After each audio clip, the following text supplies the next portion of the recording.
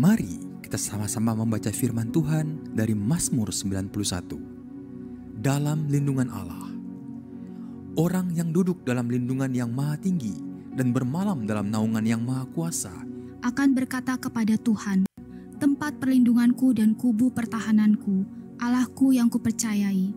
Sungguh, dialah yang akan melepaskan engkau dari jerat penangkap burung, dari penyakit sampar yang busuk. Dengan ketpaknya ia akan menudungi engkau, di bawah sayapnya engkau akan berlindung. Kesetiaannya ialah perisai dan pagar tembok. Engkau tak usah takut terhadap kedahsyatan malam, terhadap panah yang terbang di waktu siang, terhadap penyakit sampar yang berjalan di dalam gelap, terhadap penyakit menular yang mengamuk di waktu petang.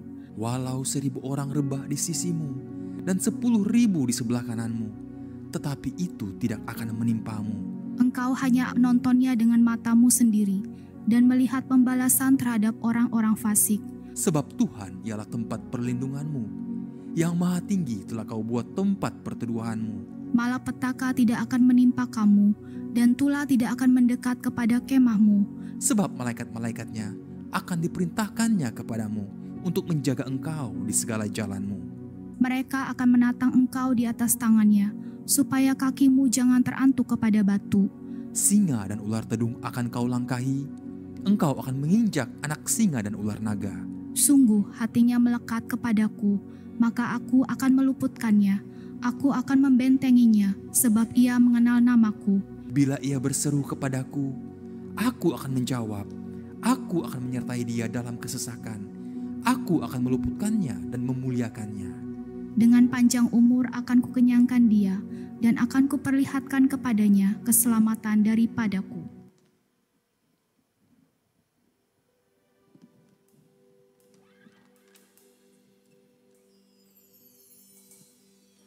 Shalom. Ya, puji Tuhan, beri kemuliaan untuk Tuhan. Luar biasa. Ya, saya ucapkan selamat datang untuk jemaat IFLC. Ya, kita bersyukur atas nama Tuhan, kita dapat bertemu kembali dalam keadaan sehat, dalam keadaan kuat. Tuhan selalu memberikan kita kekuatan setiap hari. Dan setelah 1 minggu kemarin kita dalam aktivitas kehidupan kita masing-masing. Dan pada saat ini kita akan diperbaharui kembali. Kita akan dipuaskan oleh puji-pujian, oleh firman Tuhan. Baik, untuk memulai ibadah kita, kita akan menyatukan hati kita dalam doa. Tuhan Yesus, kami bersyukur kepadamu. Karena kemurahan dan kebaikan-Mu, kami ada di tempat ini. Engkau telah memberikan kami kehidupan yang baru setiap hari. Untuk dapat kami lalui segala keadaan hidup kami. Baik lemah maupun kuat kami, Engkau selalu menyertai kami. Dan pada saat ini Tuhan, kami datang ke hadirat-Mu, ingin memuji memuliakan nama-Mu, ingin beribadah kepadamu, ingin memperbarui hati kami, ingin memperbarui iman kami, ingin memperbarui keadaan kami. Kami siap Tuhan untuk menerima berkat-Mu pada hari ini. Yang diberkati Tuhan katakan amin. Kita akan menyembah Tuhan. Kita akan angkat pujian. Kita tahu bahwa Tuhan mengasihi kita, memberkati kita setiap hari. Maka pada saat ini kita layani Tuhan dengan menyanyi pujian dan penyembahan. Haleluya.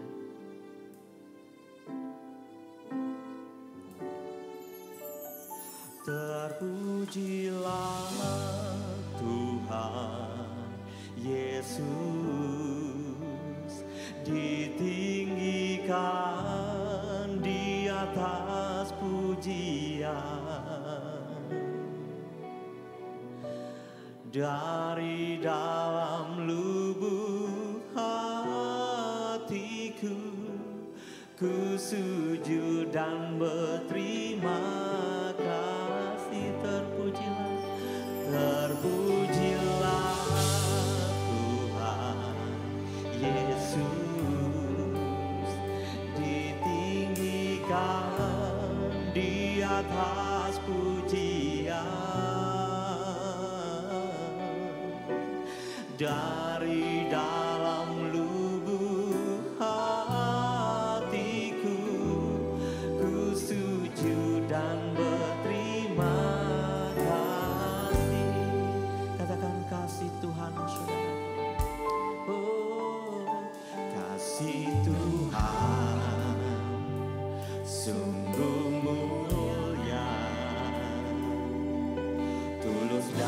sempurna mengasihiku. Pengorbanan di Kalvari sungguh berharga, kau tebus dosaku. Terpujilah Tuhan Yesus, ditinggikan di atas pujian. Katakan dari lubuk, dari dalam lubuk hatiku, ku sujud dan berterima kasih.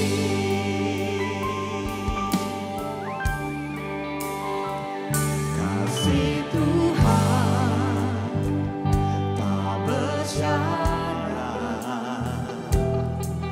tak seperti cinta yang ada di dunia. Selalu memberi lebih dari yang layak ku terima di dalammu.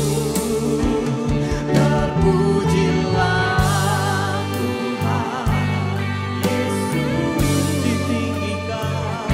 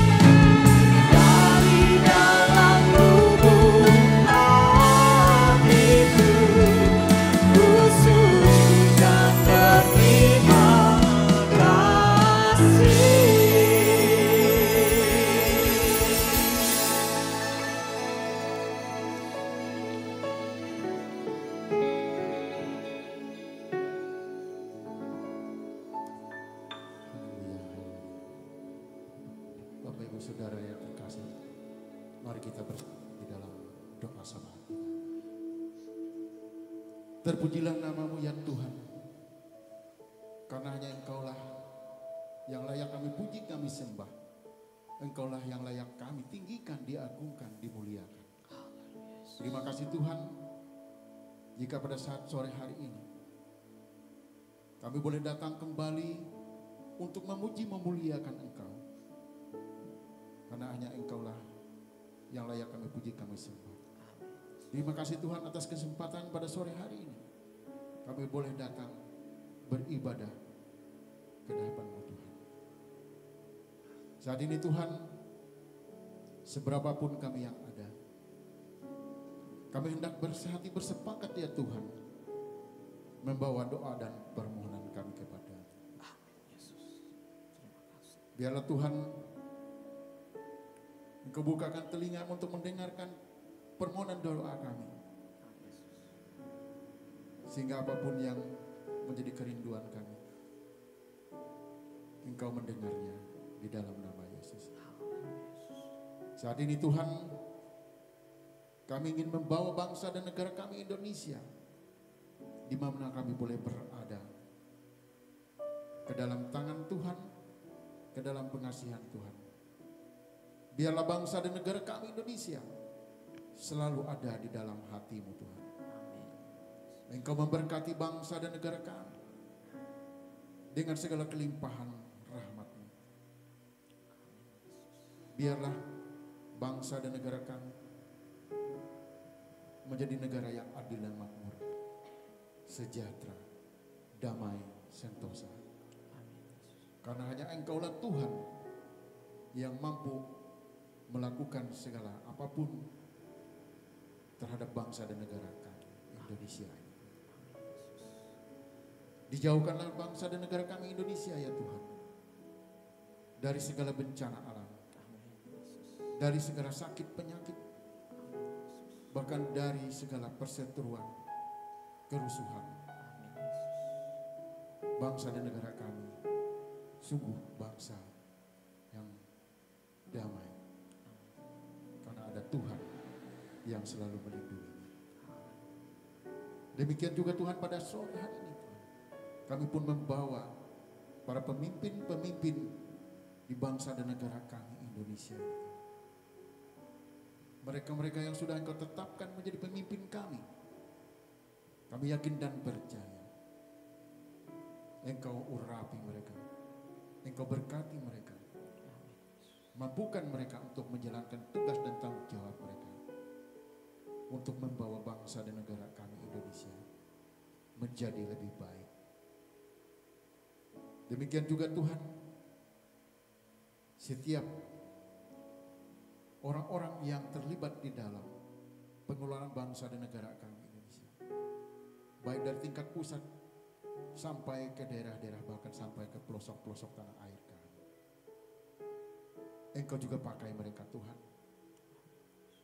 untuk membawa bangsa dan negara ini semakin maju, semakin sejahtera, semakin adil dan makmur. Biarlah mereka boleh bekerja dengan takut akan Tuhan, tidak mementingkan diri sendiri, golongan atau kelompok mereka. Mereka boleh bekerja dengan sungguh-sungguh hanya untuk kemajuan bangsa dan negara kami. Terima kasih Bapa, terpujilah nama Tuhan. Saat ini juga Tuhan kami teringat, jika pada tanggal 27 November nanti, yang sebentar lagi, kami akan memilih para pemimpin-pemimpin di daerah kami, baik itu gubernur, bupati maupun wali kota. Tuhan, dengan kuasa Roh Kudus bulan yang menuntun setiap kami yang memiliki hak untuk memilih, biarlah kami dituntun oleh kuasa Roh Kudus-Mu untuk memilih pemimpin-pemimpin yang seturut dengan kehendak Tuhan. Karena kami yakin dan percaya orang-orang yang Tuhan titipkan di dalam kontestasi pemilihan kepala daerah ini adalah orang-orang terbaik yang Tuhan sudah tetapkan untuk kami pilih menjadi pemimpin kami. Bapa di dalam sorga, terima kasih Tuhan. Segala sesuatunya tidak ada yang mustahil bagi Tuhan. Apapun yang kami rancangkan, apapun yang kami rencanakan, semuanya hanya Tuhanlah yang menentukan hasil akhirnya. Terima kasih Bapa, terpujilah nama Tuhan. Saat ini juga Tuhan, kami membawa gembala jemaat kami di FLC, Pastor Thomas Chandra. Tuhan, biarlah Engkau pakai hamba-Mu lebih dahsyat lagi. Urapi hamba-Mu ini dengan berlipat-lipat kali ganda. Sehingga dimanapun hamba-Mu ini melayani, melakukan segala kehendak-Mu Bapa, maka di situ juga tangan Tuhan ikut bekerja, menolong, menuntun hamba-Mu ini. Beri hamba-Mu ini kekuatan, beri hamba-Mu ini kesehatan yang prima. Maka dia boleh melakukan segala sesuatu dengan baik, seturut dengan kehendak Bapa di surga. Demikian Tuhan, kami pun membawa seluruh staf penggembalaan yang ada di EFLC, baik yang di tingkat pusat, di cabang-cabang, bahkan di setelit-telit. Tuhan, Engkau juga mengurapi mereka, Engkau pakai mereka ya Tuhan, untuk alat di tangan. Berkati keluarga mereka, berkati usaha pekerjaan mereka, berkati masa depan mereka. Terima kasih Bapak, terpujilah nama Tuhan. Pun juga demikian ya Bapak, setiap kami yang boleh ambil bagian di dalam pelayanan di bergereja ini Tuhan. Biarlah setiap kami Engkau urapi dengan kuasa-Mu, dimampukanlah kami untuk melakukan segala yang terbaik, untuk membawa nama Tuhan dimuliakan, ditinggikan. Pakai kami Tuhan untuk menjadi alat di tangan-Mu. Terima kasih Bapa, terpujilah nama Tuhan. Pun juga demikian Tuhan, hamba-Mu yang akan menyampaikan kebenaran firman-Mu di sore hari ini. Bapak Hersan ya Tuhan, Engkau urapi hamba-Mu ini Tuhan. Engkau pakai mulut bibirnya Tuhan untuk menyampaikan kebenaran firman-Mu. Maka setiap ucapan perkataan yang keluar dari mulutnya sungguh-sungguh keluar dari isi hati Tuhan. Biarlah hamba-Mu ini Kau kuasai dengan kuasa Roh Kudus-Mu Tuhan, sehingga hamba-Mu ini sungguh-sungguh menyampaikan suatu kebenaran daripada Tuhan. Demikian juga Tuhan, setiap kami yang boleh datang hadir beribadah di sore hari ini, Engkau juga berkati kami Tuhan. Bahkan melalui firman-Mu yang akan kami dengar, kami semakin dikuatkan, diteguhkan iman pengharapan kami hanya kepada Tuhan. Terima kasih Bapa, terpujilah nama Tuhan. Biarlah ibadah kami di sore hari ini Tuhan adalah ibadah yang sungguh-sungguh mendatangkan sukacita, damai, sejahtera bagi setiap kami. Kiranya Roh Kudus mengambil alih ibadah ini dari awal hingga berakhirnya nanti, sehingga setiap kami boleh dilawat oleh Tuhan. Di dalam nama Yesus Kristus kami sudah berdoa dan bersyukur kepada-Mu. Haleluya. Amin.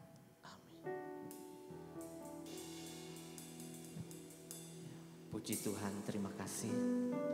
Ya, kita percaya bahwa di setiap doa dan permohonan kita ada kabar sukacita yang akan kita terima daripada Tuhan. Amin. Saya undang untuk jemaat itu bangkit berdiri. Kita akan bersukacita pada Tuhan. Ya, karena kita sudah terima kebaikan Tuhan setiap hari-hari ini. Dan kita percaya bahwa apapun yang Tuhan berikan dalam kehidupan kita, itu memang seturut dengan kehendak Allah. Amin. Ya, kita angkat pujian. Suka-suka-Mu Tuhan,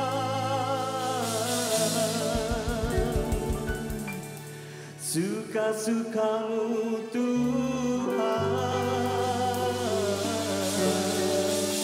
suka-sukamu Tuhan, suka-sukamu Tuhan, suka-sukamu Tuhan, suka-sukamu Tuhan, suka-sukamu Tuhan,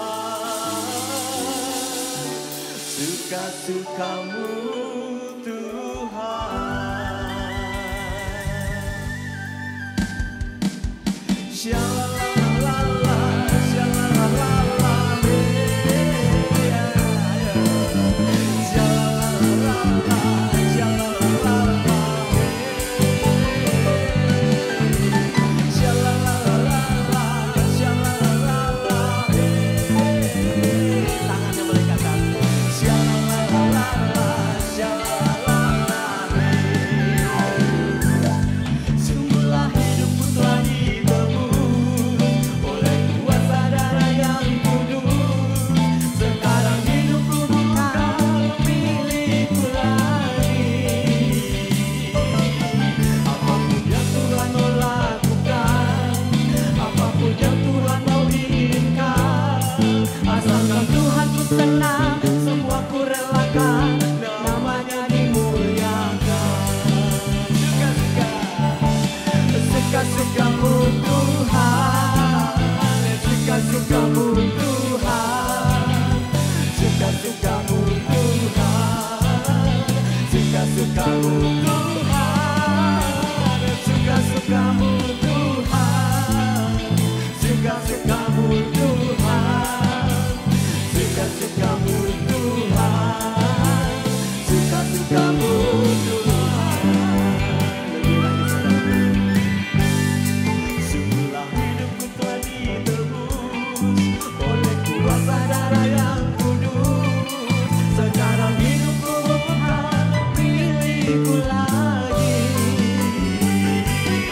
Apapun yang Tuhan mau lakukan, apapun yang Tuhan mau inginkan, asalkan Tuhan ku senang, semua ku relakan, namanya dimuliakan. Katakan suka-suka, suka-sukamu Tuhan, suka-sukamu Tuhan, suka-sukamu Tuhan, suka-sukamu Tuhan, suka-sukamu Tuhan, suka-sukamu Tuhan,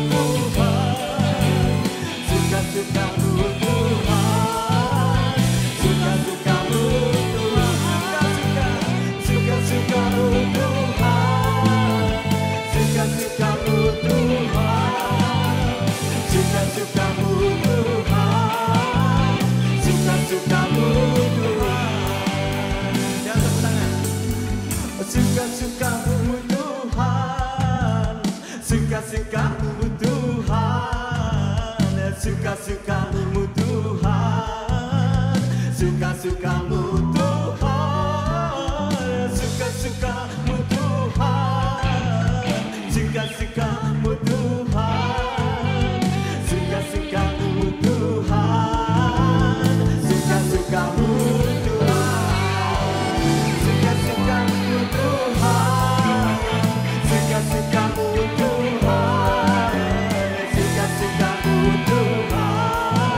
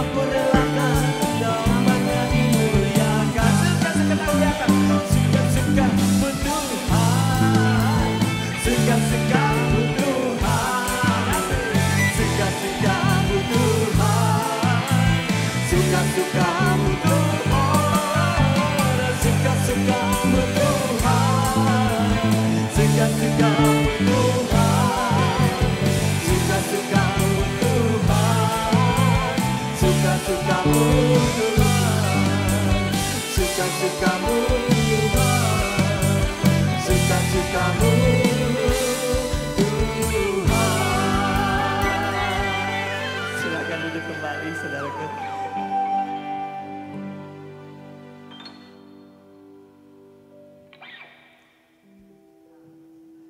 Sebelum kita masuk pada kebenaran firman Tuhan, kita angkat satu pujian kita.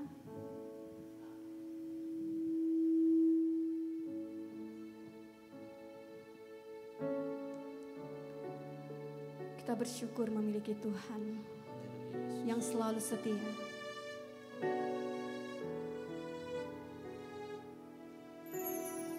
Terima kasih Tuhan.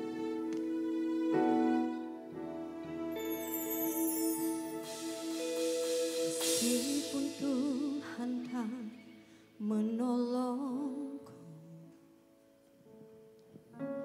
meskipun duri dalam dagingku, ku tetap memilih untuk percaya dan mengucap syukur.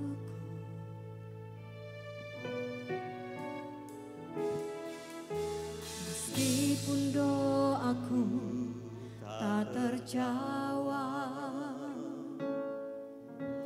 meskipun hatiku habis lenyap,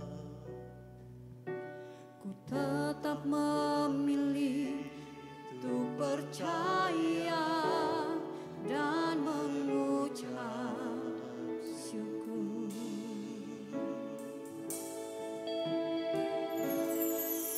Berkali-kali Kau menolong, berkali-kali Kau kuatkan dalam rasa sakit. Engkau ada, Yesus setia.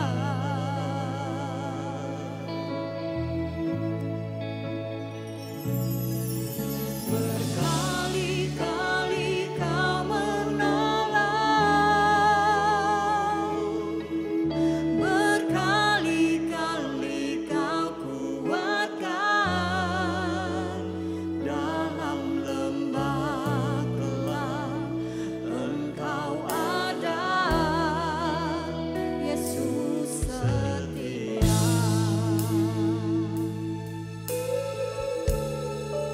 Sama-sama kita angkat pujian. Meskipun Tuhan tak menolongku, meskipun duri dalam dagingku,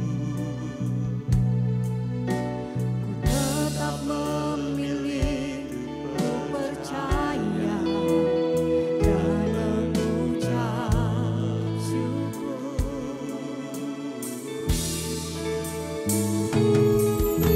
Meskipun doaku tak terjawab, meski hatiku habis lenyap, tetap memilih untuk percaya dan mengucap syukur. Katakan berkali-kali, berkali-kali Kau menolong,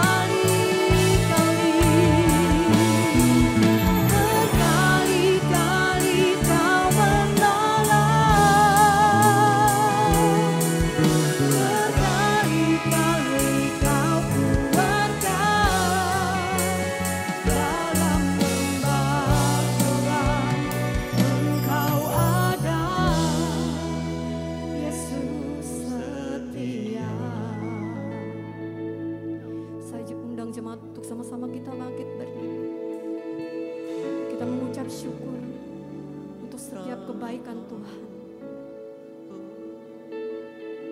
Sekalipun saudara, kita meninggalkan Tuhan, tapi Tuhan kita tidak pernah meninggalkan kita.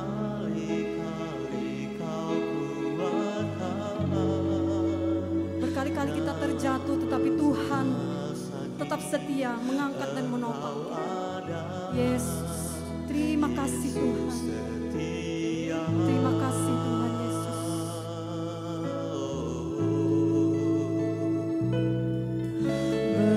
Berkali-kali Kau menolong, berkali-kali Kau kuatkan dalam lembah gelap. Engkau ada, Yesus setia. Sekali lagi katakan berkali-kali. Berkali-kali Kau menolong, berkali-kali Kau kuatkan dalam rasa sakit. Engkau ada, Yesus setia. Terima kasih untuk kesetiaan-Mu Tuhan. Berkali-kali Kau menolong, berkali-kali Kau kuatkan dalam lembah kelam. Engkau ada, Yesus setia. Katakan berkali-kali Tuhan. Berkali-kali Kau menolong, berkali-kali Kau kuatkan dalam rasa sakit. Engkau ada, Yesus setia.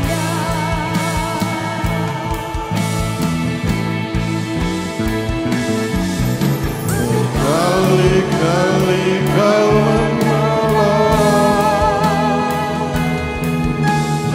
Berkali-kali Kau kuatkan dalam lembah gelap. Engkau ada, Yesus setia.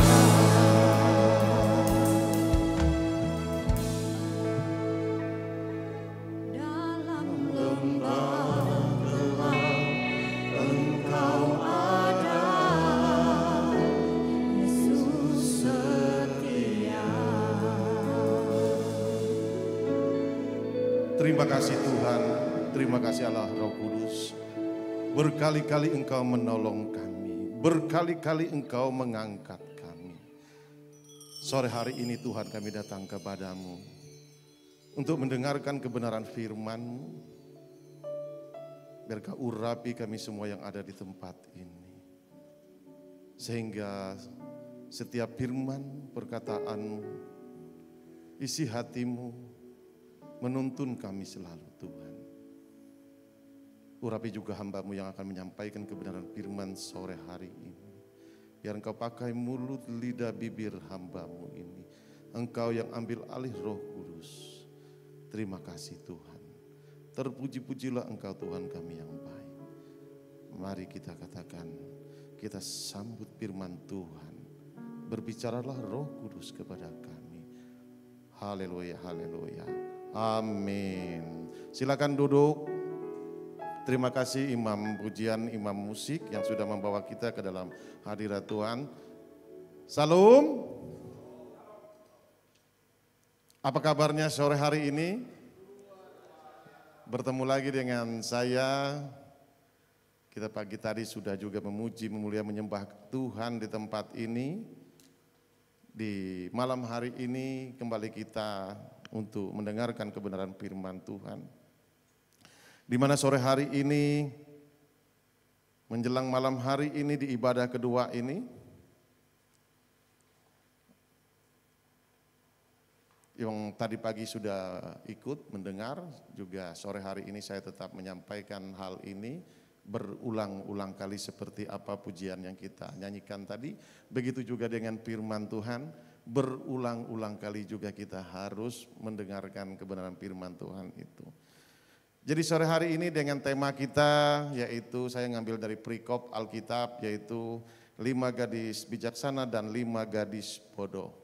Jadi di sini kita sama-sama mau mendengar, mau belajar bagaimana Tuhan mengajar murid-muridnya maupun pengikut-pengikutnya di suatu tempat, yaitu dengan subtema yang saya bawa, yaitu kesiapan menyambut Tuhan. Jadi di sini kalau kita lihat dari tema yang ada, 5 gadis bijaksana ini bicara dalam konteks menyiapkan diri untuk menyambut mempelai. Amin, saudara. Jadi di sore hari ini, saudara, kita juga rindu, juga mempersiapkan diri kita, makanya kita selalu mempersiapkan diri kita setiap hari, kita mempersiapkan diri kita untuk menyambut sang mempelai itu, saudara. Di kitab Matius pasal 25 ayat 1 sampai 10, ya ini tentang perumpamaan tentang 10 gadis yang menunggu kedatangan mempelai laki-laki. Bukan sekedar cerita dongeng dalam hal ini, melainkan sebuah panggilan untuk merenungkan kesiapan kita menyambut kedatangan Tuhan Yesus yang kedua kali. Seringkali kita juga memikirkan kedatangan Tuhan itu sudah banyak firman yang kita dengar, sudah banyak khotbah yang kita dengar. Tuhan Yesus masih belum turun-turun dari surga sana seperti yang tertulis di kitab Wahyu, di awan-awan yang permai Dia menjemput kita sampai sekarang, saudara. Ibarat kita menunggu seorang mempelai, kita juga harus mempersiapkan diri kita dengan kedatangan. Tetapi sore hari ini saya mengajak kita bukan hanya menunggu Tuhan yang datang, tetapi kita yakin dan percaya kita sudah menerima Tuhan kita Yesus Kristus, sudah ada di bait sucinya di hati kita. Dia selalu bersama kita setiap hari, setiap menit, setiap detik. Jadi kalau boleh kita mendengar di luar sana banyak yang pakai perumpamaan berjalan dengan iman, tetapi saya membawa kita sore hari ini berjalan bersama Yesus. Kalau berjalan itu harus bersama Yesus, saudara. Ya, karena bersama Yesuslah kita dimampukan, dikuatkan, saudara. Jadi di kitab Matius pasal 25 ayat 1 bisa ditampilkan. Ya. Pada waktu itu hal kerajaan surga seumpama 10 gadis yang mengambil pelitanya dan pergi menyongsong mempelai laki-laki. Di sini konteksnya diajarkan Tuhan tentang kerajaan surga.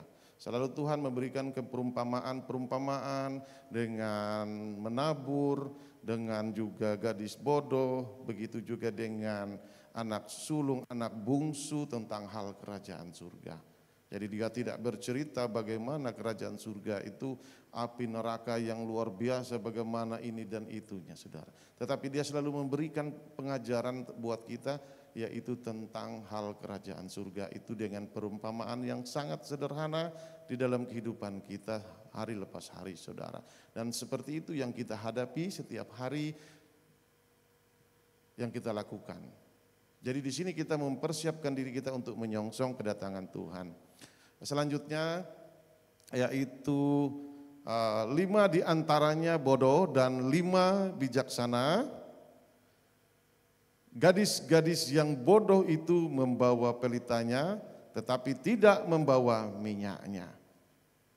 Jadi di sini saudara kita lihat bagaimana seorang gadis bodoh dan bijaksana. Yang bijaksana itu membawa bekal. Begitu juga kita sebagai orang yang sudah menerima Tuhan Yesus Kristus, kita harus menyiapkan bekal kita secara kerohanian kita dengan menyiapkan diri kita selalu di dalam Tuhan. Makanya di sini saudara, kalau kita melihat perjalanan bagaimana Yesus mengajar dimanapun dia berada, selalu kita juga bisa mendengar tentang kebenaran firman Tuhan bahwa Tuhan itu datang untuk menyelamatkan jiwa. Artinya seringkali kita tidak sadar kalau jiwa kita itu Tuhan mau selamatkan. Ada apa dengan jiwa kita?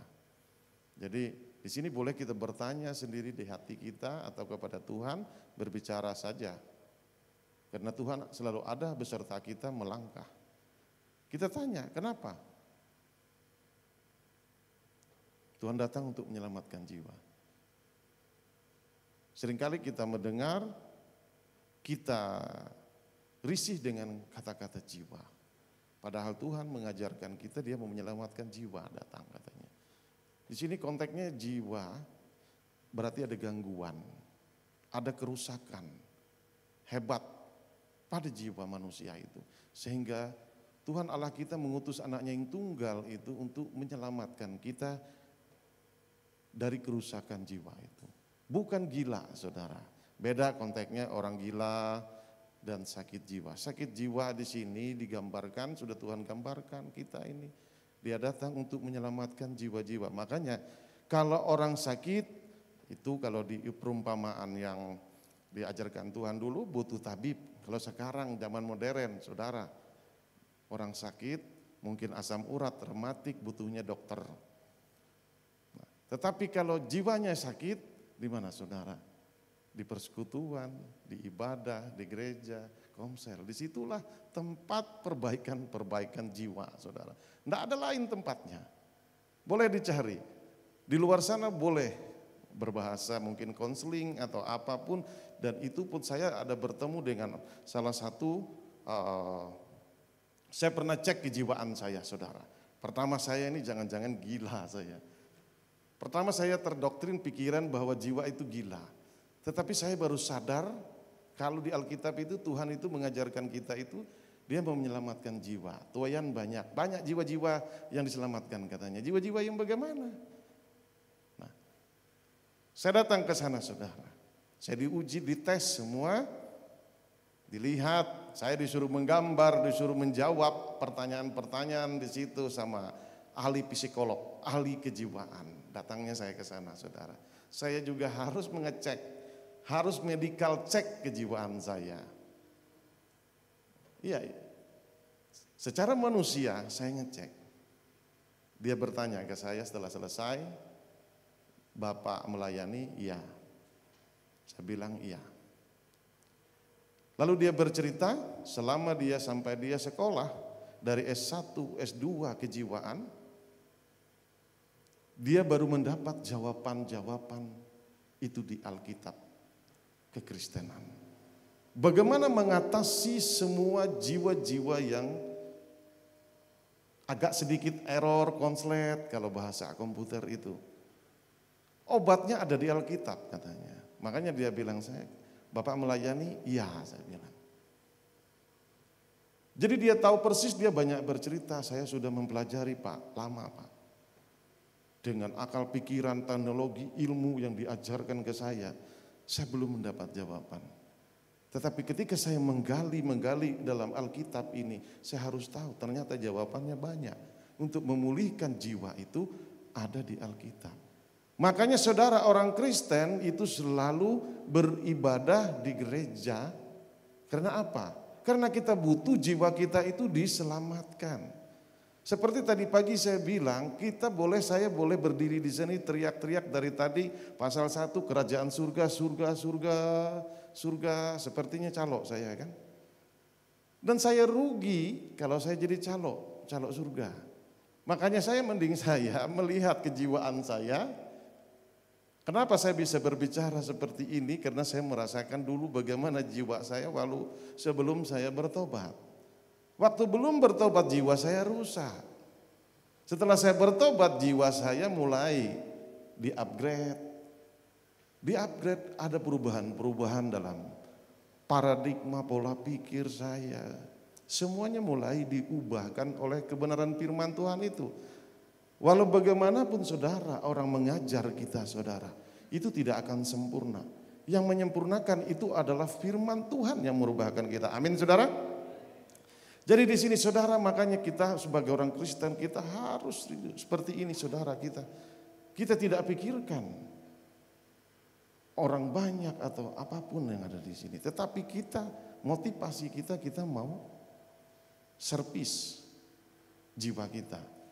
Iya, kalau kebanyakan juga seperti di rumah sakit membludak. Kalau sakit asam urat rematik nggak terkontrol sama dokternya, kadang-kadang juga berbahaya, bisa ketukar medikalnya. Ini bahaya.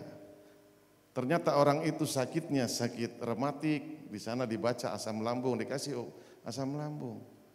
Begitu juga banyak terjadi sekarang saudara. Makanya kita di sini berbahagialah, kita di sini ada ribuan jemaat di sini kan. Amin saudara. Tetapi kita tidak melihat banyaknya di suatu gereja orang-orang itu. Tetapi kita mau diubahkan jiwa kita. Mau dibenah sama Tuhan. Lewat apa saudara?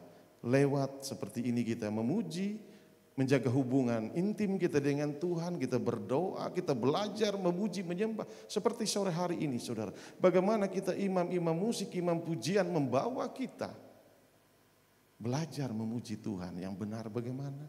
Sehingga kita dapat merasakan hadirat Tuhan. Ya, kita dapat merasakan bagaimana kita memuji menyembah enak. Begitu juga kita sudah dikasih lagi tentang kebenaran firman Tuhan. Seperti yang kita sama-sama belajar 5 gadis bodoh dan 5 gadis bijaksana tadi. Di sini konteksnya kalau kita lihat ini tidak asing lagi, berulang-ulang kali juga hamba-hamba Tuhan sudah menyampaikan tentang perikop ini. 5 gadis bodoh, 5 gadis bijaksana. Sudah tahu menyambut mempelai tapi tidak bawa bekal. Begitulah gambaran kekristenan kita. Kita aktif beribadah, kita aktif berdoa, kita aktif memuji Tuhan, tetapi kita tidak intim dengan Tuhan. Hanya ritual. Seperti saya dulu waktu melakukan, sebelum saya bertobat, saya lakukan ritual-ritual. Nah, jadi di sini saudara, Tuhan itu mengajarkan kita supaya kita itu betul-betul mempersiapkan diri kita, bukan hanya karena menunggu kedatangan Tuhan yang kedua kali dari awan-awan permai. Tetapi kita pun sudah menerima Tuhan itu sebagai juru selamat ketika kita mengaku Dia. Kita sudah menerima Dia karena bait sucinya ada di sini. Makanya saya bilang dari awal kita itu berjalan melangkah bersama Tuhan setiap hari. Karena Tuhan Allah kita itu Roh Kudus selalu menemani kita. Roh penghibur itu. Jadi kita tidak usah memikirkan terlalu jauh hal-hal yang ke depan yang terjadi yang kita tidak tahu. Yang pasti kita punya motivasi, kita merubah pola pikir, paradigma kita menyiapkan diri kita. Supaya kita dikategorikan yang bijaksana. Yang bijaksana, jangan yang bodoh. Yang bodoh ini cuma kelihatan saudara. Bagaimana kalau kita lihat gadis-gadis yang bodoh itu membawa pelita tetapi tidak membawa minyak. Yang bijaksana membawa pelita dan membawa minyak. Nah ini simpel dalam kehidupan kita. Mau bepergian ke Kuala Kurun dari Palangkaraya, ya, yang bodoh itu cuma membawa minyak 1 liter isi tangkinya. Yang bijaksana dia isi full tank. Simpel sekali, ini bicara tentang karakter, tentang kejiwaan kita. Logis kita berpikir saudara, karena Tuhan mengajarkan yang dalam kehidupan kita hari-hari kita. Lanjut, yang keempat, sedangkan gadis-gadis yang bijaksana itu membawa pelitanya dan juga minyak dalam buli-buli mereka. Itu yang bijaksana, bawa dia saudara.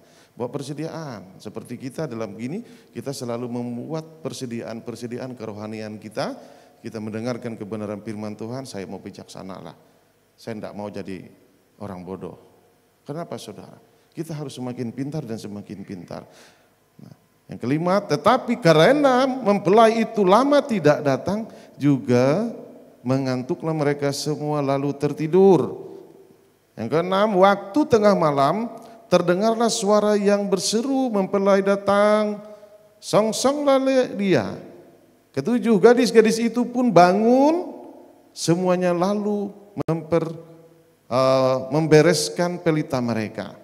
Gadis-gadis yang bodoh berkata kepada gadis-gadis yang bijaksana, berikanlah kami sedikit dari minyakmu itu sebab pelita kami hampir padam. Di sini kelihatan saudara, padahal ada waktu untuk mencari. Ada waktu mencari minyak itu, tapi dia karena dikategorikan bodoh dia tidak berpikir. Ya udah, tetapi sudah berteriak di depan, sudah songsonglah mempelai, sudah datang di depan sana. Baru dia sibuk, hendak sempat. Begitu juga di dalam kekristenan. Tidak sempat lagi. Makanya saya bilang, saya pernah bercerita, bertiga duduk di studio sampai ngakak, hampir sampai pagi. Bagaimana ya kalau kita tidak sempat bertobat, jiwa kita masih rusak, tiba-tiba saya bilang, malaikat maut datang duduk di samping kita. Udah capek ya bro hidup, mau pulang hari ini, tiba-tiba nanya seperti itu, gimana? Karena yang datang menjemput kita itu kalau itu ada dua, satu Yesus, yang kedua malaikat maut. Kalau kita belajar dari Alkitab. Bayangkan saudara, sudah capek-capek hidup, sudah masalah banyak, pergumulan banyak, apa-apa banyak, tetapi kita tidak merubah karakter kita tadi menjadi bijaksana. Sehingga waktu datang sesuatu yang seperti itu, ya kalau yang bagi yang sudah siap, oke. Yang belum siap terkencing-kencing saudara. Gimana enggak terkencing-kencing, malaikat maut duduk di sebelah, capek ya bro dengan pergumulan. Mau pulang sekarang? Enggak bisa jawab, loyo. Karena belum siap, tetapi ya bagi yang sudah siap, aman. Kapan perlu Yesus yang jemput begitu. Amin saudara, ini bicara tentang yang ke depan. Tetapi saya rindu mengajak kita, karena mempelai itu, Roh Kudus itu ada di bait suci ini. Mari kita berjalan bersama dia. Kita sambut, jangan kita rusak. Nah, jadi di sini saudara kita lihat bagaimana kehidupan orang Kristen itu sebenarnya simpel saja, bahwa tentang hal kerajaan surga itu, kalau udah kerajaan surga itu ada dalam kehidupan kita, janji Tuhan itu damai sejahtera sukacita mengalir berlimpah-limpah terus. Nah, jadi itu yang harus kita dapatkan hidup bersama Tuhan. Selanjutnya yang ke-9, tetapi jawab gadis-gadis yang bijaksana itu, tidak, nanti tidak cukup untuk kami dan untuk kamu, lebih baik kamu pergi kepada penjual minyak dan beli di situ. Akan tetapi waktu mereka sedang pergi untuk membelinya, datanglah mempelai itu dan mereka yang telah siap sedia masuk bersama-sama dengan dia ke ruang perjamuan kawin, lalu pintu ditutup. Jadi kita lihat di sini konteks yang bodoh saudara. Dia keluar. Padahal sudah berseru di luar sana, mempelai sudah datang. Begitu bodohnya dia keluar mencari minyak itu. Padahal sudah di dalam gereja, dalam persekutuan, dalam komunitas. Karena merasa mungkin tidak dapat urapan, tidak dapat apa di sebuah pelayanan atau apapun, keluar untuk mencari minyaknya. Apa? Di sini kategorinya. 5 gadis bodoh itu keluar. Yang bijaksana. Bukan yang bijaksana itu tidak mau memberi kepada yang bodoh ini, membagikan. Dia tahu takarannya, sampai mempelai itu datang, nyala, apinya tetap harus nyala. Obornya harus nyala. Seharusnya saudara, tidak usah pusing sebenarnya 5 gadis bodoh kalau dia pintar. Saya nebeng lah, tidak apa-apa lah, tidak usah minta minyaknya. Kalau minyaknya saya minta nanti mati semua lampu kita. Nebeng aja cahaya kalian, terang kalian, puji Tuhan. Nah itu salah satu alternatif sebenarnya tentang orang bijaksana dan orang bodoh. Tuhan itu banyak sekali memberi perumpamaan, memberi talenta. juga menabur dan menuai. Banyak selalu hal kerajaan surga itu dengan apa yang kita lakukan hari-hari. Jadi kerajaan surga yang kita dapatkan seperti di doa Bapa kami, datanglah kerajaanmu, jadilah kehendakmu di bumi seperti di surga. Segala sesuatu Tuhan sudah mengajarkan kita. Berarti tolak ukurnya, barometernya adalah di bumi pun kita harus seperti di surga. Kalau barometernya aja, tolak ukurnya di bumi aja kita penuh dengan huru hara, berarti masih belum kita mendapatkan kerajaan surga itu. Jadi di sini saudara. Nah, jadi kita harus kembali bijaksana saudara. Kembali ke slide. Nah, di sini kita sudah lihat yang pertama ada 3 langkah mempersiapkan diri mengikuti Tuhan. Kalau kita lihat tadi saudara. Yang pertama mengenal akan Tuhan,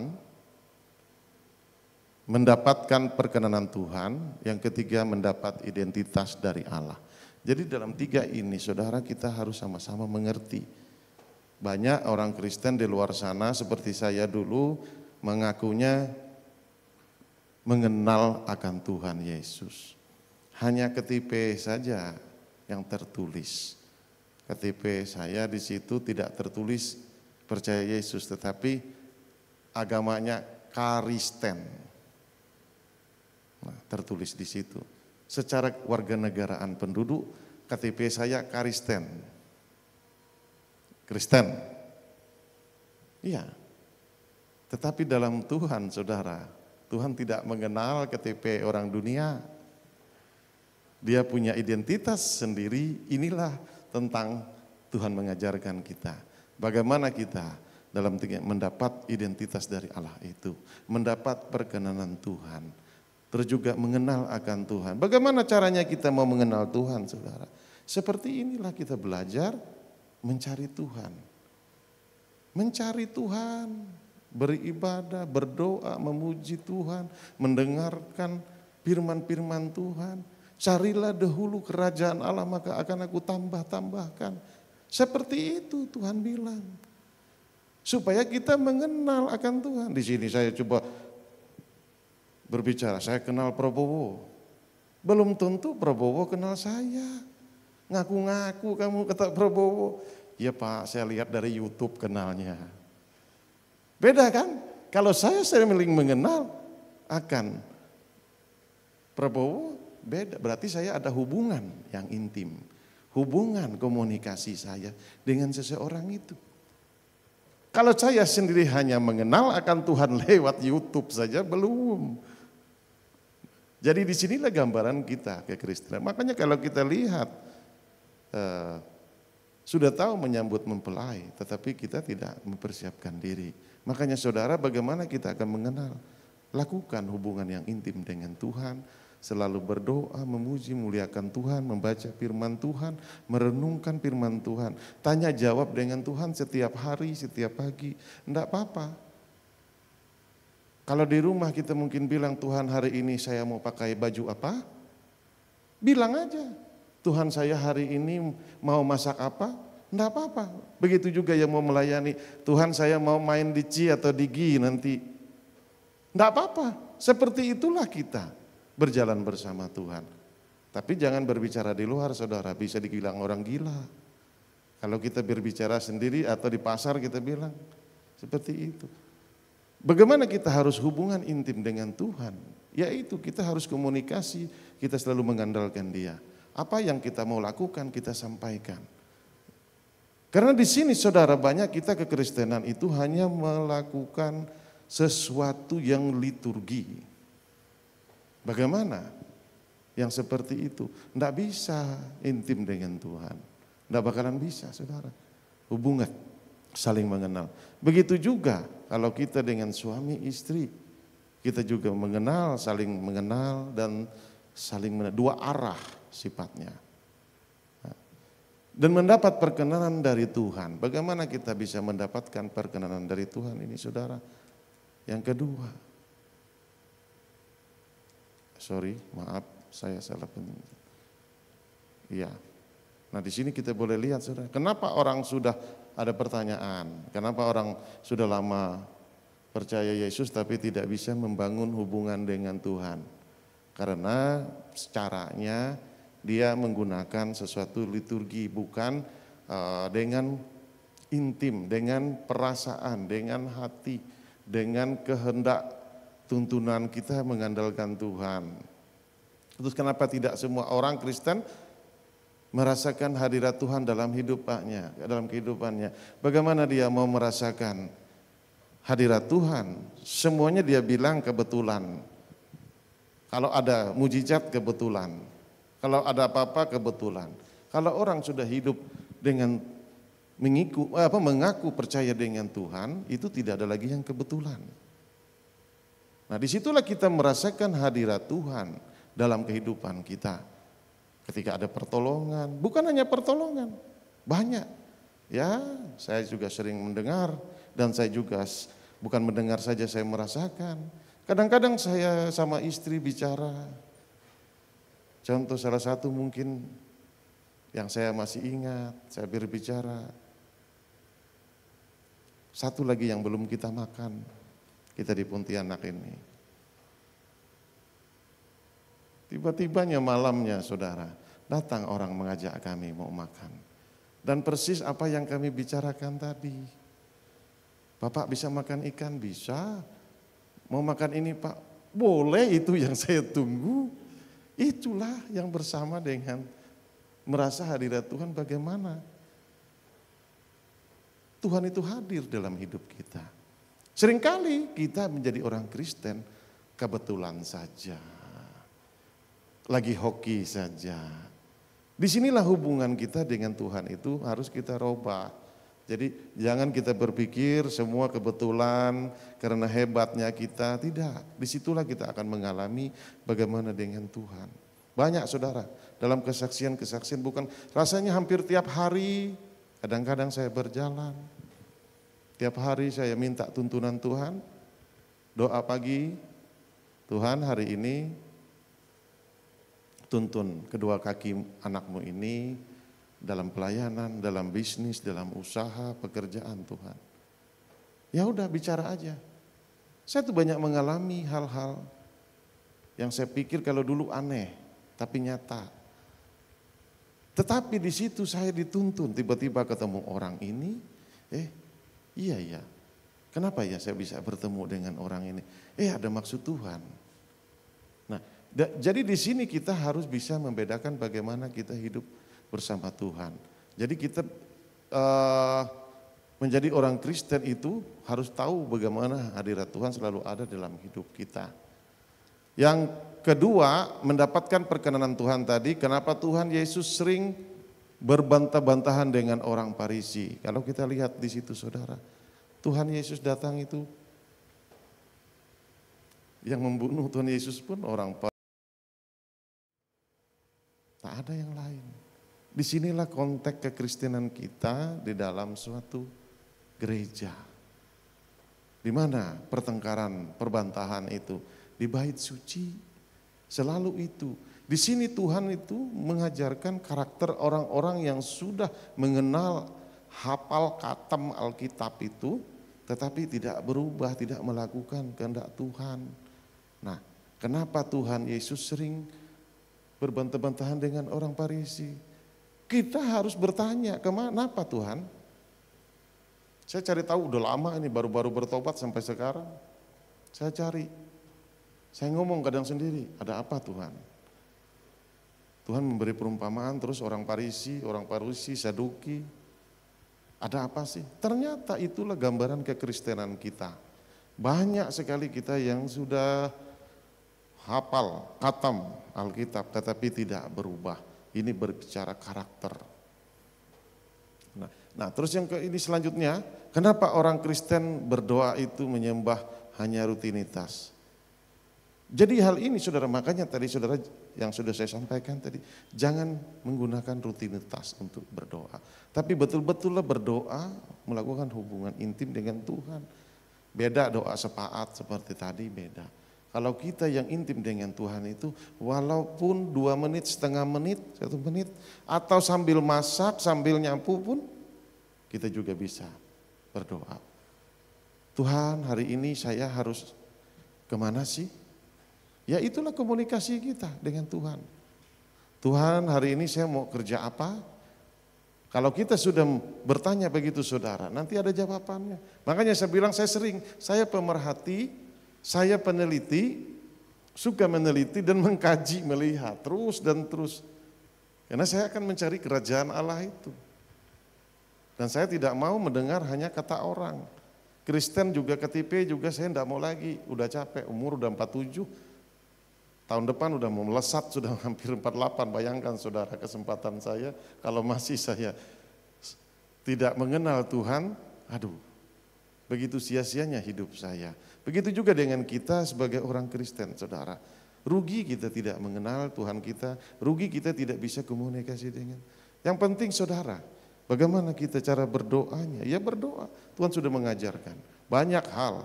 Makanya saudara, seringkali kita juga orang Kristen, berdoa itu selalu membawa permasalahan. Tidak pernah kita membawa ke Tuhan doa kita itu yang happy-happy, yang sukacita. Tidak ada. Selalu yang dibawa ke Tuhan kalau berdoa itu pergumulan. Sekali-sekali dengan Tuhan itu bawa yang bagus-bagus, yang senyum-senyum enak-enak.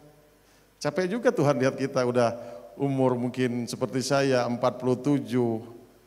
Aduh, kamu ini Herson, kalau berdoa penuh dengan tangis terus, kapan kamu menyenangkan hati Bapa?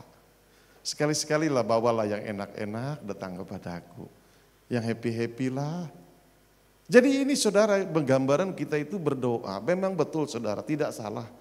Tidak salah kita berdoa dengan sembah sujud, menangis mungkin jungkar balik, tidak salah. Tetapi Tuhan itu capek juga lihat kita. Kapan dewasanya anak saya ini katanya. Kalau datang ada maunya aja, ada pergumulannya aja. Udah happy, enak diberkati, lupa dengan saya. Sekali-sekali lah kita rubah pola pikir kita, pemahaman kita. Kalau kita datang ke Tuhan itu selalu dengan pergumulan. Bawa yang enak-enak lah. Ya. Ya bilang aja, hari ini Tuhan, saya sudah masak enak. Enggak apa-apa.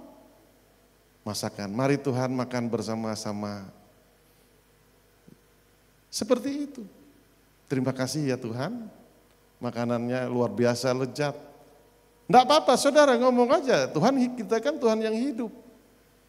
Nah, seringkali kita berdoa itu yaitu tadi, kenapa orang Kristen berdoanya menyembah hanya rutinitas sampai pagi, udah tahu doa pagi, saya harus doa pagi. Tujuannya apa? Hanya membawa pergumulan, hanya membawa keluh kesah. Tidak ada yang dibawa yang bagus-bagus. Tuhan, saya sudah melakukan kemarin Tuhan pekerjaanmu, kira-kira Tuhan itu udah salah, udah benar. Kalau salah ampun saya Tuhan ya.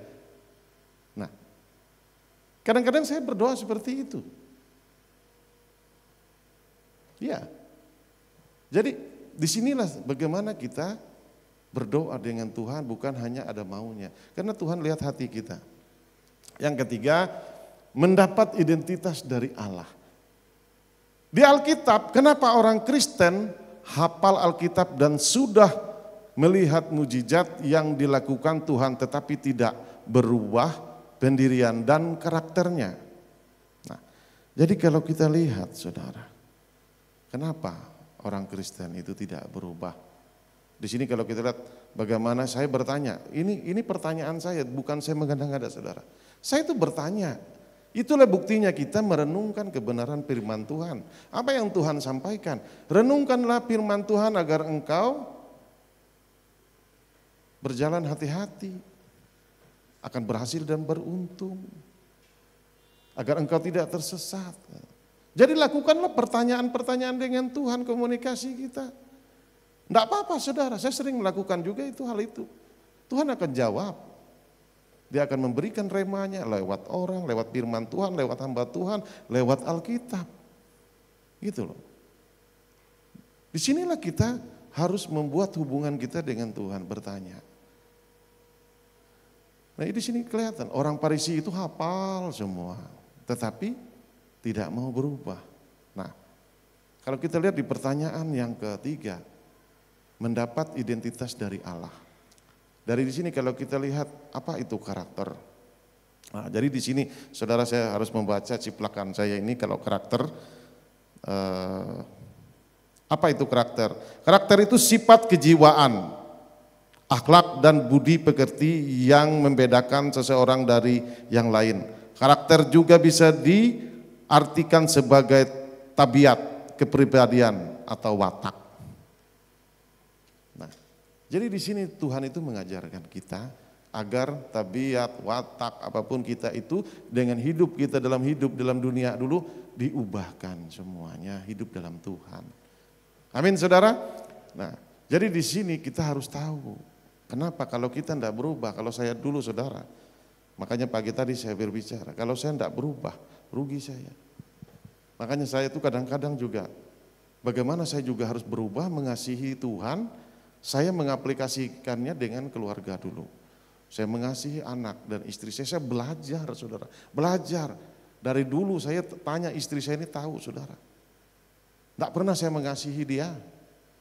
Saya pakai mobil, dia naik motor saudara. Hujan pun bling-bling, anak ngantar anak sekolah itu. Dia pakai jas hujan. Saya ngorok aja. Enggak saya ngantar, aduh capek saya. Itulah jiwa yang rusak saudara. Tetapi ketika saya berubah, bertobat, saya mau dituntun Tuhan dengan kebenaran firman Tuhan, menangis saya kalau ingatnya saudara. Saya itu kadang terngiang melihat istri saya di depan 2, di belakang 1, bawa motor, hujan-hujan lagi pakai jas hujan ngantar anak sekolah, mobil ada. Kalau sekarang saudara, kalau saya tidak berubah berarti jiwa saya rusak. Tidak ada kasih, tidak ada. Nah inilah maksud Tuhan itu kasih, mengasihi, mempraktekannya di dalam rumah tangga, keluarga dulu, tidak usah jauh-jauh. Syukur puji Tuhan kita bisa mengaplikasikan dengan di dalam pelayanan, di dalam tempat bekerja, di dalam manapun saudara.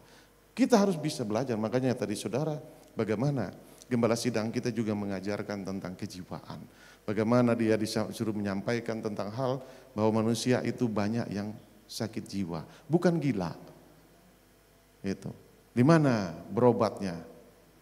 Persekutuan, di gereja. Disinilah kita dituntun, diajar bagaimana kita saling mengajar. Amin saudara. Nah di sini dampak positifnya. Saya mungkin agak cepat, agak maraton. Nanti bahaya juga kadang-kadang saya ini bisa, dulu waktu saya masih baru bertobat, saya juga kadang bisa mengkritik hamba-hamba Tuhan. Khotbahnya terlalu lama, akhirnya kena saya sendiri, jadi saya malu sendiri. Sekarang saya juga harus bertobat juga saudara. Jangan cuma bisa mengkritik, tiba-tiba saya yang khotbah bisa 2 jam, berbahaya saudara. Nah jadi saya juga harus berubah juga. Jadi di sini saudara, ada dampak positif dari perubahan karakter. Di sini kita harus ada pengakuan dosa. Bagaimana kita mengaku hubungan intim sudah dapat intim semua, kita akui dosa kita, dosa sombong, apalah sebutin semua. Nah yang congkak apa aja sebut di dalam doa kita. Kita akui terhadap Tuhan. Tidak apa-apa, Tuhan juga pengampun. Nah itu, ada pertobatan. Setelah kita minta ampun ke Tuhan, kita bertobat dari hal-hal yang sudah sebelumnya kita lakukan, jangan kita lakukan ulang. Terus ada perubahan, ada harus berbuah dan berbuah matang. Di sini kita bisa lihat medical check, kita lihat buah kita dalam perjalanan kerohanian kita, apakah jiwa kita sudah benar, sudah diservis, sudah matang, sudah baik dari buahnya. Bagaimana buah itu? Boleh lihat 9 buah roh. Itu tidak gampang saudara. Tidak gampang untuk mengejar itu. Terus juga kisah pertobatan di Alkitab, saudara kita bisa belajar mengambil, juga melihat bagaimana Saulus dan yang lainnya dari orang rusak, pembunuh, bajingan lah namanya apa, dia bertobat. Dia diubahkan jiwanya, karakternya dirubah. Yang merubah hanya firman Tuhan. Makanya saya bilang tadi, yang bisa merubah jiwa itu Psikolog juga angkat tangan, dia bilang, hanya di firman Tuhan saya mendapatkan jawaban pertanyaan studi-studi kasus saya tadi. Firman Tuhan itu yang mengubah kehidupan kita. Jadi di sini saudara, bagaimana kita harus intim. Nah, terus mendapat perkenanan Tuhan. Nah, mendapat untuk perkenanan Tuhan ini juga tidak gampang saudara. Kita harus melakukan semua kehendak Tuhan, kehendak Bapa.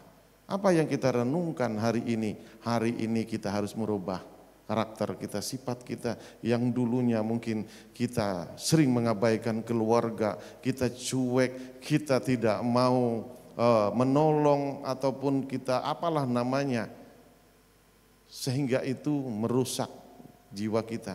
Kita berubah, bertobat saudara.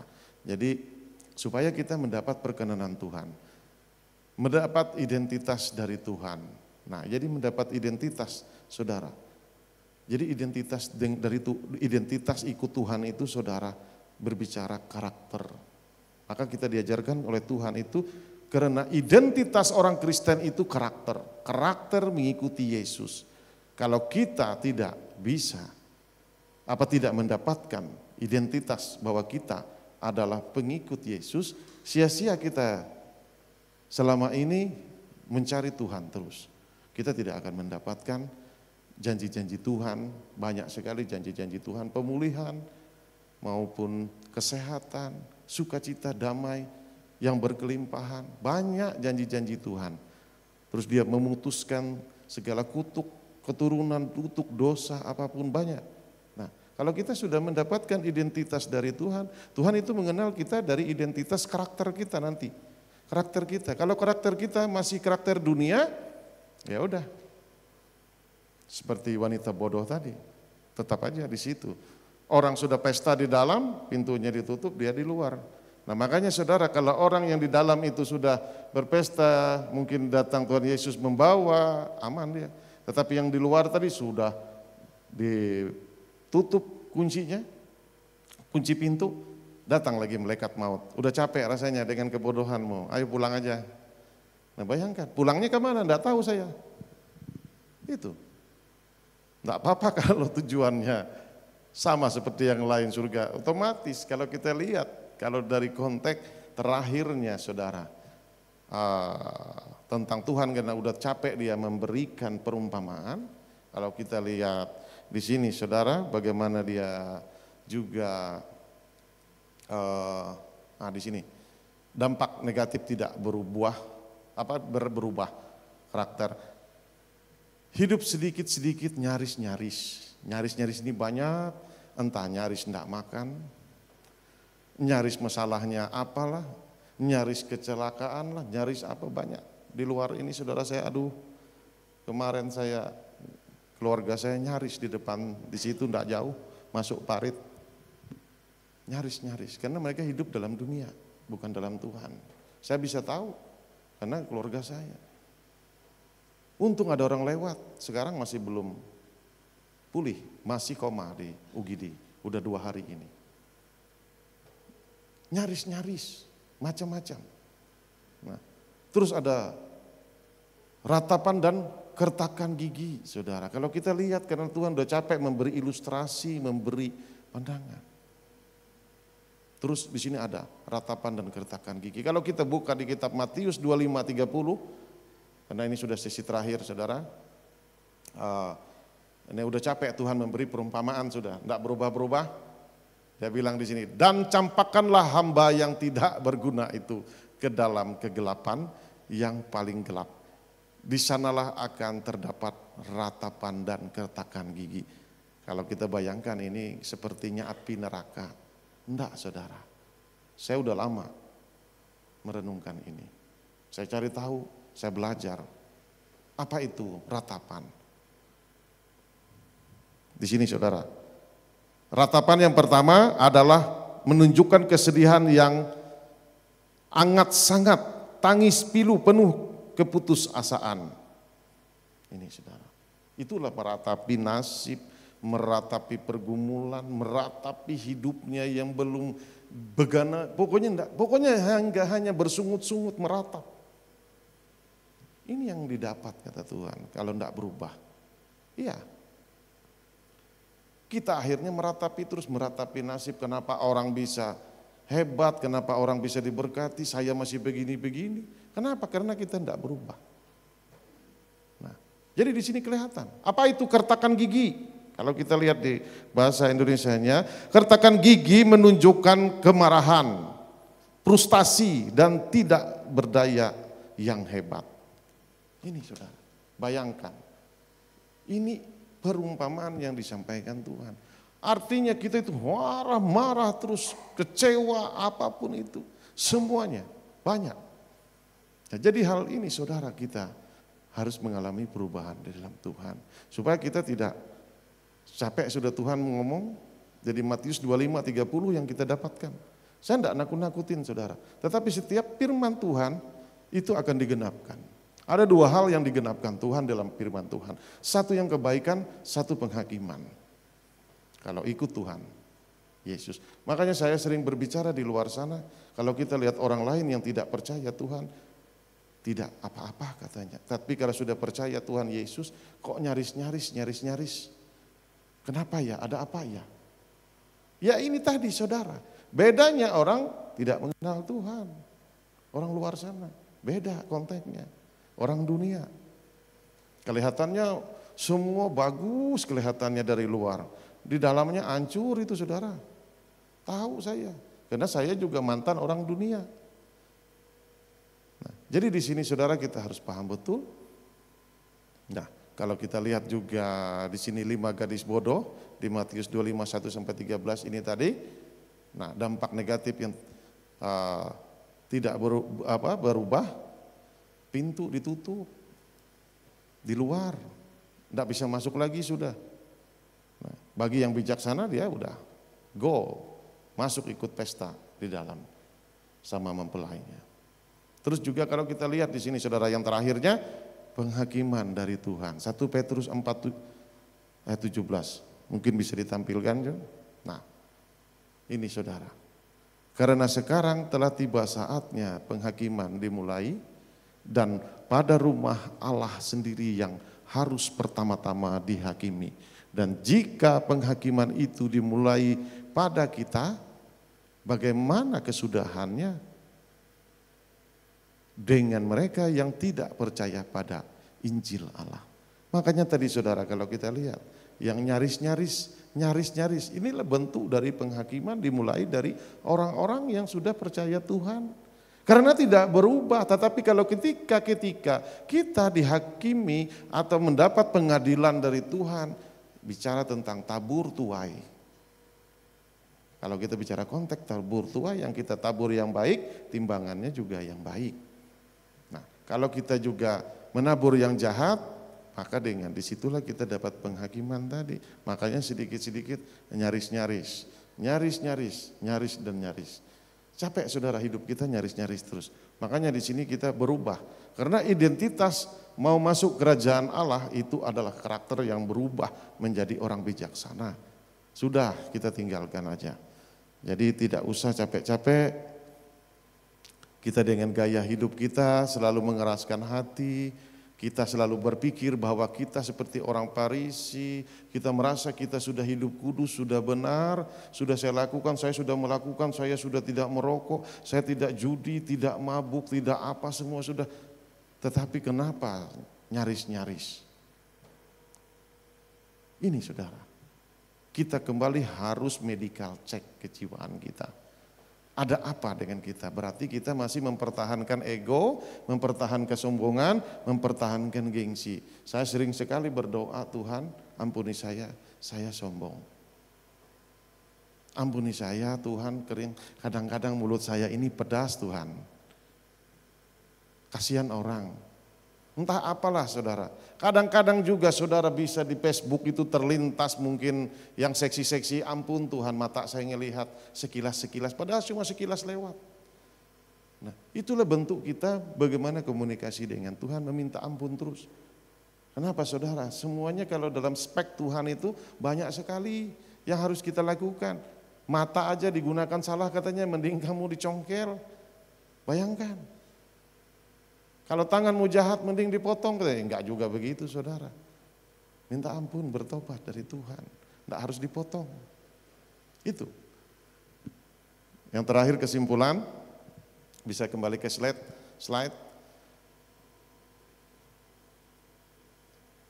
Oke, jadi di sini ada 3 hal memiliki hubungan dengan Tuhan, saudara. Jadi harus ada hubungan kita, hubungan dengan Tuhan, hubungan yang 2 arah, saling mengenal. Bukan seperti saya mengenal Bapak Presiden dari YouTube saja. Bukan juga seperti itu. Begitu juga dengan Tuhan, bukan kita hanya mendengar Tuhan itu dari orang. Tetapi dengan kita berkomunikasi dengan Tuhan, bagaimana kita mengandalkan Tuhan.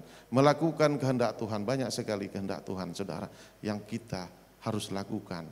Yang pertama, tidak usah jauh, saudara, hukum kasih aja. Jangan jauh-jauh dulu, kasih aja. Jadi bagaimana, saudara? Bayangkan, saudara, Tuhan mengajarkan kita, kalau kita ditempeleng pipi kiri, kasih lagi pipi kanan katanya. Kan gak gampang, gak gampang. Tetapi itu kita mengikuti Tuhan, kita harus lakukan. Kalau kita dikutuk orang, kita harus minta dia memberkati kita. Itu Tuhan bilang seperti itu. Kalau kita dipitnah orang atau apa, banyak di situ, saudara. Orang menjahatkan kita harus mendoakan biar Tuhan memberkati dia. Kan enggak gampang kalau punya karakter yang orang dunia. Seperti saya dulu, enggak ada urusan. Kamu belum kenal saya. Yang coba-coba dengan saya, tunggu pembalasan saya. Itu karakter orang dunia. Tetapi hidup dalam Tuhan sudah enggak bisa. Kalau kita bertentangan dengan hal ini, kita itu sudah berlawanan dengan kehendak Tuhan. Makanya damai kita enggak ada, sukacita kita enggak ada. Nah, tetapi kalau kita merespon hal ini, saudara, memiliki kehendak Tuhan tadi, ya udah. Kita tinggal minta ampun, minta maaf, saya salah, mau benar, mau salah, tetap kita minta ampun, minta maaf. Urusan Tuhan yang menghakimi kita, yang membenarkan kita, yang penting kita udah plong. Udah plong, kita datang minta maaf, minta ampun, entah kita benar menurut kita, nah kita harus berubah kembali. Karena kalau kita tidak melakukan itu, kita menanam sesuatu yang di sini kita amarah, menanam apa, tidak habis-habis, saudara, capek. Mending dilepaskan aja. Toh yang untung juga kita. Kenapa kalau kita bisa lakukan itu? Janji Tuhan itu akan mengalir dalam kehidupan kita. Jadi di sini, saudara, memiliki identitas dari Tuhan. Identitas dari Tuhan tadi adalah karakter. Tuhan mengenal identitas kita adalah karakter Yesus. Jadi dia seleksi semua orang-orang yang sudah mengikuti dia, itu harus ada karakter Yesus. Kasih. Tidak usah jauh-jauh dulu. Praktek kasih aja dalam keluarga.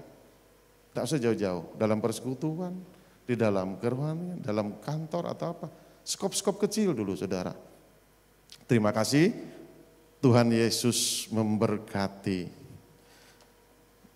Tuhan, kami mengucap syukur Engkau sudah banyak berbicara dari pagi tadi hingga malam hari ini. Terima kasih Tuhan, terima kasih Allah Roh Kudus, Engkau telah menyampaikan isi hatimu kepada kami pengen berubah, pengen mengalami karakter yang baru bersama Engkau Tuhan. Terima kasih Tuhan, terpujilah Engkau di dalam nama Yesus. Haleluya, haleluya, amin. Tuhan Yesus memberkati kita.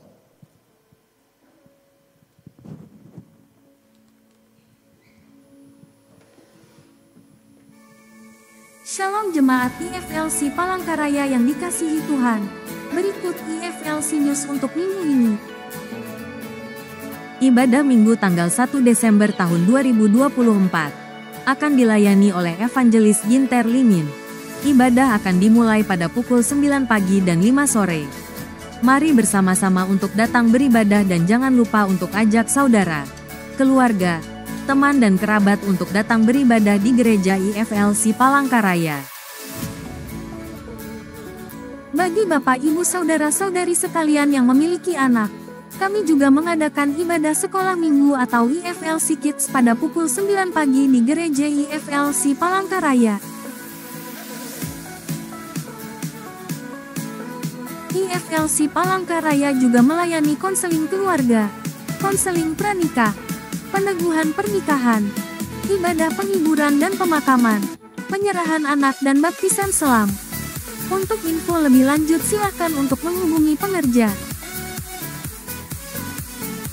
Bagi jemaat yang mempunyai kerinduan untuk melayani, kami IFLC membuka pelayanan di bidang gitaris, drummer, keyboardis, bassis, singer, dan multimedia. Untuk info lebih lanjut silakan untuk menghubungi para pengerja atau menghubungi saudara Neni. Kami juga mengadakan menara doa setiap hari Sabtu pukul 9 pagi dan setengah 7 malam di Gereja IFLC Palangkaraya. Mari kita bersama-sama membangun menara doa bagi bangsa dan negara juga gereja kita. Untuk info lebih lanjut silakan untuk menghubungi pengerja. IFLC juga mengadakan Family Cell. Untuk info lebih lanjut silakan untuk menghubungi ketua grup yang ada.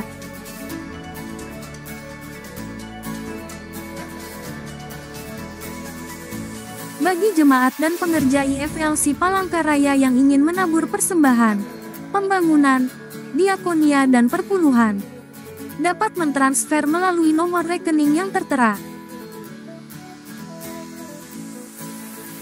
Kami mengundang Bapak, Ibu, saudara-saudari semua untuk mengikuti Morning Blessing yang diadakan setiap Senin sampai Sabtu pukul 5 pagi. Untuk link dan password akan di-share di grup jemaat atau silakan untuk meminta pada para pengerja. Demikian IFLC News untuk minggu ini. Tuhan Yesus memberkati.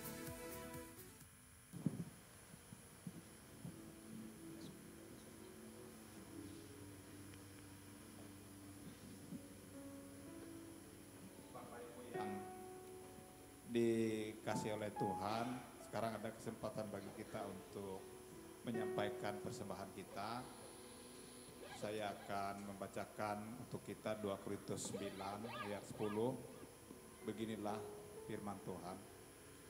Ia yang menyediakan benih bagi penabur dan roti untuk dimakan. Ia juga yang akan menyediakan benih bagi kamu dan melipat gandakannya dan menumbuhkan buah-buah kebenaranmu. Mari kita angkat persembahan kita berdoa. Bapa di surga, kami mengucap syukur karena Engkau menyediakan benih untuk kami tabur. Dan Engkau ya juga ya Tuhan yang menyediakan kami roti untuk kami makan. Dengan Engkau memberkati segala usaha pekerjaan kami Bapa. Oleh sebabnya pada malam hari ini kami mengangkat persembahan kami. Engkau melihat hati kami. Engkau tidak melihat nilainya, tapi Engkau melihat akan hati kami yang mau memberi kepada Engkau. Terima kasih Tuhan, Engkau Bapa yang baik dan sangat baik. Kami yakin dan percaya Engkau melakukan terobosan keuangan, bisnis, usaha, pekerjaan bagi kami, seperti air menerobos di hadapan kami. Oleh sebabnya Tuhan, kami percaya juga Engkau memberkati rumah tangga kami, anak kami, dan segala aktivitas kami. Tuhan buat berhasil sukses bila kami melakukannya dengan kebenaran di hadapan Tuhan. Kami memberi dengan ucapan syukur kepada Tuhan di dalam nama Tuhan Yesus Kristus. Haleluya. Amin. Amin.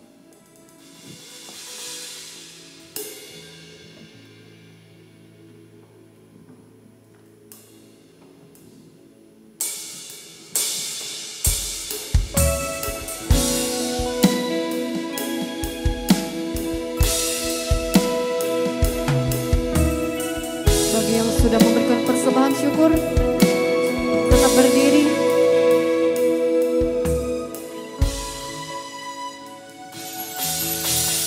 Dalam kerinduanku kepada Yesus Tuhanku, hatiku percaya dan memilih Engkau karena telah memilihku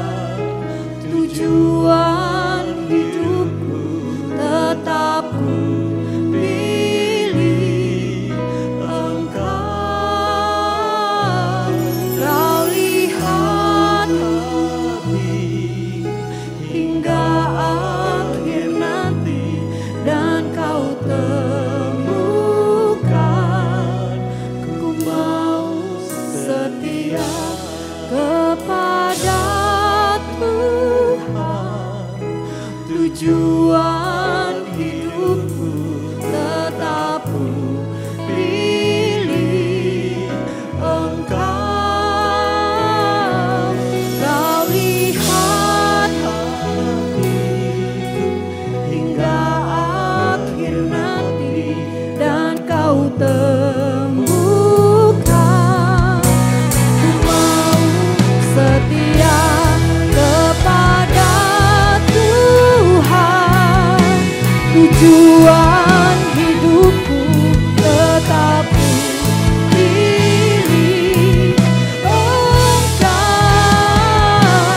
Kau lihat hatiku hingga akhir nanti dan kau temukan. Ku mau setia dan kau temukan. Ku mau setia dan kau temukan. Ku mau setia.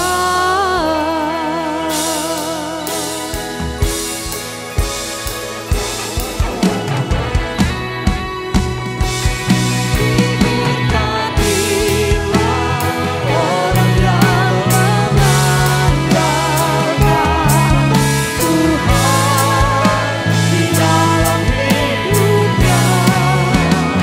Gak apa saja yang diperbuatnya,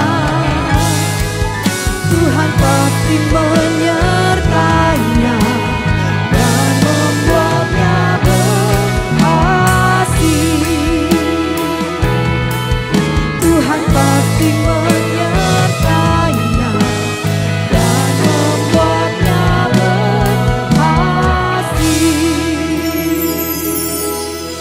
Tuhan pasti menyertainya dan membuatnya berhasil.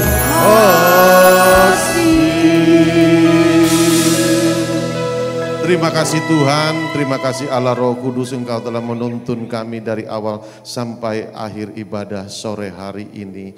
Tuhan, ini tiba saatnya kami mau pulang dari tempat ini, mau meninggalkan tempat ini. Kami menuju rumah kami masing-masing. Tuhan menyertai kami, Tuhan menjaga kami, melindungi kami, sehingga kami pulang penuh dengan damai sejahtera dan sukacita. Mari kita arahkan hati dan pikiran kita, kita terima berkat Tuhan.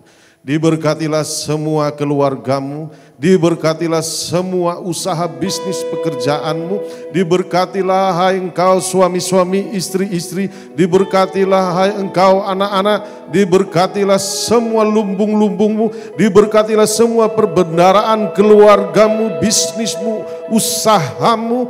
Apa yang engkau kerjakan akan berhasil dan beruntung. Di dalam nama Yesus, terima berkat dari Tuhan.